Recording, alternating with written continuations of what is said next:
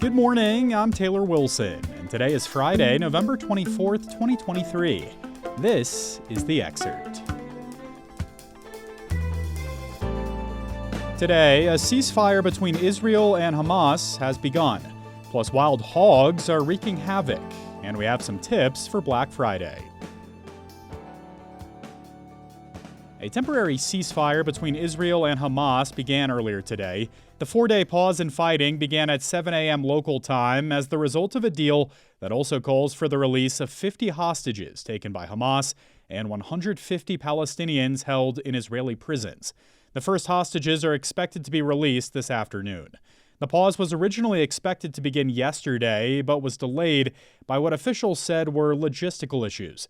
Many of the hostages are Israeli citizens, while more than half of the 240 or so people abducted by Hamas hold dual citizenship with other countries. At least 9 Americans are missing and believed to be among the hostages. Meanwhile, more aid is being allowed into Gaza as part of the temporary truce. The World Food Program said it has more than 100 trucks ready to deliver food, and Egypt said about 130,000 liters of diesel will be allowed in for each day of the pause. Actress Susan Sarandon was dropped as a client by a Hollywood talent agency last weekend after speaking out at a pro-Palestine rally. A spokesperson confirmed to USA Today on Wednesday that United Talent Agency no longer represents Sarandon. According to The Guardian, Sarandon encouraged people to have the courage to speak out in support of Palestinians. And she reflected on the climate of fear that many in the Jewish community are experiencing amid the Israel-Hamas war in recent weeks. According to footage obtained by the New York Post, Sarandon said, quote, "There are a lot of people afraid of being Jewish at this time and are getting a taste of what it feels like to be a Muslim in this country, so often subjected to violence," unquote. The news of UTA cutting ties with Sarandon came the same day that Variety revealed actress Melissa Barrera was dropped from the upcoming Scream 7 film due to her social media posts about the war. She has shared multiple posts in support of Palestinians. Today is Black Friday, the time when traditionally you can find some of the best deals and discounts of the year. I caught up with the Editor-in-Chief of Reviewed, David Kender, for some of this year's tips and tricks. David, thank you for hopping on The Excerpt today. Absolutely. So let's just start here. We know tech deals are popular ones this time of year. What are some of the better tech offers Reviewed is keeping an eye on? So we're going to see great deals across the board on tech and everything else. What we expect to see is a lot of big price drops on Amazon branded products, which is pretty typical for all the big tentpole sales. We'll see modest discounts on Apple products, but really that's the best you can ever hope for with Apple products is 5, maybe 10%. We're going to see a lot of deals on TVs and general tech across the board. And, Reviewed also has this great section with kind of lifestyle subscription services. Which of these stand out to you, David? There are so many subscription services these days. You don't just have your streaming video and music. You have clothing subscription services. You have meal delivery plans. You have tuxedo rentals. That's a fun one. I guess that's clothing also. Masterclass, which is a great one where you can pretty much learn how to just get smarter about everything. What are some of the hottest accessibility gifts this year? And are there any deals here we can expect today? Accessibility it's a very broad category. Everyone has some level of needs that they need met, or probably someone in their life. So, it could be severe physical disability, or it could be something as minor as maybe an older relative, a parent maybe that just needs help getting around. And so you have things like reacher grabbers or personal alarms so you can contact someone. There's lots of products for kids as well. And not all accessibility products are necessarily labeled as accessibility. David, I think a lot of people might wonder these days if it's even worth leaving the house on Black Friday for deals when so much shopping happens online. We'll talk about Cyber Monday in a second, but are there any distinctive deals specifically for in-person shopping today that are worth our listeners' attention? If you're thinking about leaving the house for Black Friday because you love the thrill of the hunt and you want to be around people and you enjoy that buzz, great. Go out, see if they have the stuff that you want on the store shelves. There's nothing wrong with that. I think if you want to be more efficient in your time and have a broader selection of products, stay home. It's much more efficient to do it from your computer or your mobile device or whatever it is, because you can have a bunch of tabs open. You have Amazon in one and Best Buy in the other and Walmart in the third, and you can look and see, do they all have that TV? Is it all the same sales price? What's the shipping date?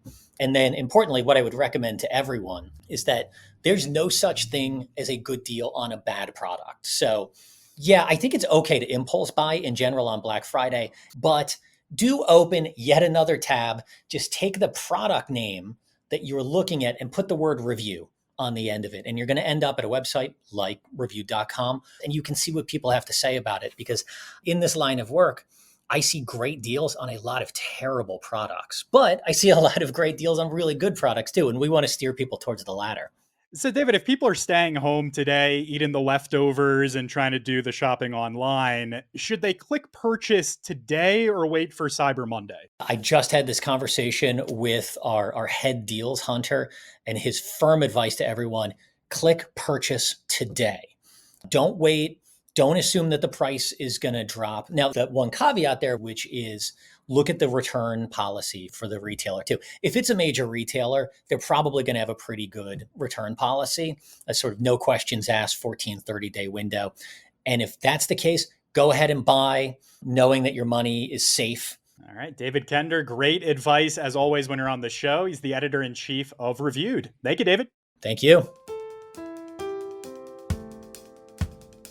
A population of wild so-called super pigs in Canada is threatening to spill across the border into the U.S. The population often is made up of crossbreeds that combine the survival skills of wild Eurasian boar with the size and high fertility of domestic swine. The wild pigs are spreading out of control in western Canadian provinces, posing a threat to native species. They're smart and adaptable, making them good at surviving brutal winters, and officials say they'll eat almost anything and spread diseases to hog farms while tearing up land. Wild hogs in the U.S. are already a major problem. According to the Department of Agriculture, their population has grown to more than 9 million, and they cause approximately $2.5 billion in agricultural damages every year. A radioactive threat found in one of America's largest cities is ringing alarm bells. I spoke with USA Today investigative reporter Nick Penzenstadler to learn more. Nick, thanks for hopping on the Excerpt today. Happy to be here. So, Nick, let's just start here. What happened in Houston last month surrounding radioactive material? If you back up to actually just last week, I was listening to this Homeland Security testimony on the Hill, and Alejandro Mayorkas says we had somewhere in the country where an officer was wearing a device that detected some radioactive material, and it could have been really harmful for the surrounding community. So some of these hearings are really sleepy. That perked my ears up, and especially because the secretary didn't say where it was or what happened, so I had to find out more. And what did you find out? So I finally got in touch with some people at DHS, and they told me that this happened in Houston. And it turns out an officer was driving to work, and he was wearing one of these devices on his belt. I imagine you hope that it never goes off, and it can either be an audible alarm or a vibration, and it sensed some gamma radiation. So he, most times, thought it was a mistake, thought it was a false alarm, circled back around, and it went off again. So this officer ended up, putting it up the chain of command, and it was indeed radioactive material coming from a scrap metal recycling yard in Houston. And Nick, have we seen waste like this before? I mean, just how common of an occurrence is this?